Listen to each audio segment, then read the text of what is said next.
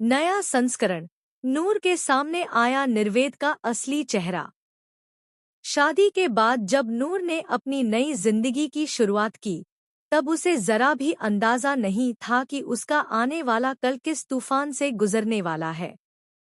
सब कुछ किसी खूबसूरत सपने जैसा लग रहा था। सजे हुए घर की दीवारों पर खुशियों की चमक थी, चारों तरफ बधाइयों की आवाजें गूंज रही थी और नूर के चेहरे पर एक मासूम मुस्कान थी।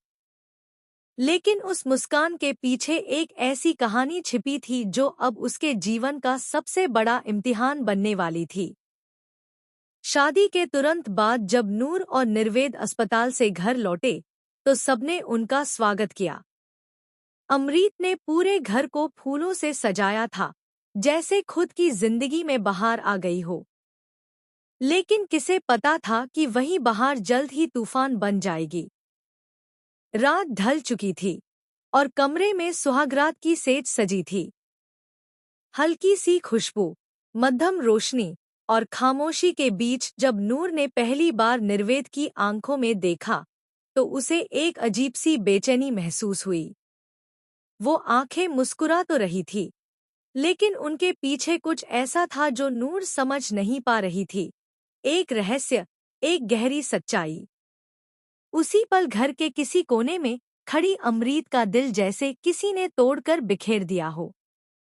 उसने जिस इंसान को अपनी पूरी दुनिया मान लिया था, वो अब किसी और का पति बन चुका था। उसकी आंखों से आंसू तो नहीं गिरे, लेकिन दिल के अंदर एक आग जल उठी थी। अगले ही दिन नूर की पहली रसोई थी। पूरे घर में रौनक थी, सबके चेहरे पर मुस्कान, लेकिन अमरीत के शब्दों ने उस रौनक को चीर दिया। उसने ठंडे स्वर में कहा, नूर, याद रखना, तुम्हारा इस घर से सिर्फ एक रिश्ता है, बस लड्डू को जन्म देना और उसे मुझे सौंप कर चले जाना।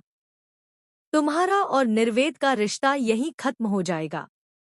नूर ने उसकी बात सुनकर कुछ पल के लिए खुद को संभाला।